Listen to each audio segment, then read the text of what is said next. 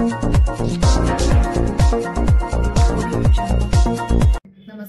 सुवर्ण भारतमध्ये आपले सगळ्यांचे स्वागत। मी रश्मी हिवरे। आजच्या काही ठळक व विशेष घडामोडी।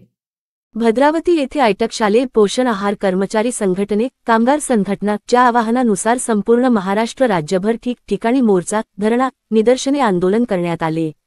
कॉम्रेड विनोद पाटील राज्य महासचिव शालेय पोषण आहार कर्मचारी संघटना आयटक यांच्या मार्गदर्शनात व कॉम्रेड राजू बेनवार माजी नगरसेवक व जिल्हा संघटक यांच्या नेतृत्वात आयटक शालेय पोषण आहार कर्मचारी संघटना भद्रावती तालुका तर्फे पंचायत समिती कार्यालय भद्रावती येथे आशुतोष सपकाळ संवर्ग विकास अधिकारी बीडीओ यांचे प्रतिनिधी घनश्याम कोटेमाटे यांना शिष्टमंडळ भेटून सविस्तर चर्चा करून निवेदन देण्यात आले। आयटकसह देशातील कामगार कर्मचारी संघटनांनी देशपातळीवर आंदोलन पुकारले आहे। केंद्र व राज्य सरकार कामगार विरोधी धोरण राबवित आहे। कामगार विरोधी 4 श्रमसहित रद्द करा। शालेय पोषण आहार कर्मचारी सर्व योजना कर्मचाऱ्यांना किमान वेतन, पेन्शन, सामाजिक सुरक्षा। शालेय पोषण आहार कर्मचाऱ्यांचे मार्च एप्रिल पासूनचे थकीत इंधन बिल व मानधन त्वरित देण्यात यावे व इतर मागण्या संदर्भात संवर्ग विकास अधिकारी मार्फत प्रधानमंत्री, राज्यपाल, मुख्यमंत्री, सचिवालय यांना देण्यात आले।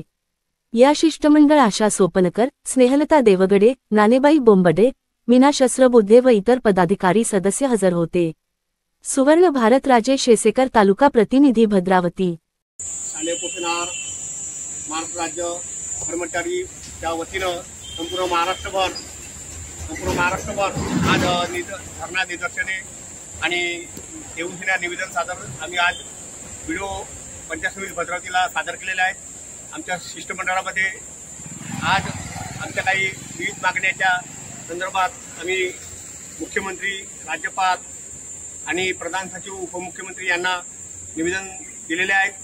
आमच्या काही स्थानिक आणि काही राज्य पातळीवर मागण्या आहे। आमच्या मागण्या पूर्ण कराव्या। शासनाने आमच्या या शालेय पोषण आहार कर्मचाऱ्याकडे लक्ष देऊन तातडीने त्यांना मानधन, इंधन बिल आणि त्यांना चतुर्थ श्रेणी कर्मचाऱ्यांमध्ये समाविष्ट करावे, अशा काही आमच्या विविध मागण्या आहे। आपण या शासन स्तरावर आपण विचार करून आम्हाला त्वरित न्याय द्याल। आणि आजचा हा राज्यव्यापी काल आम्ही इथे भद्रावती तालुका जिल्हा चंद्रपूरच्या वतीनं आज शालेय पोषण आहार आयटकच्या माध्यमातून निवेदन सादर केले आहेत। आणि आज सर्व राज्यभर जिल्हा तालुक्याच्या वतीने आम्ही आज निवेदन सादर केले आहे। धन्यवाद।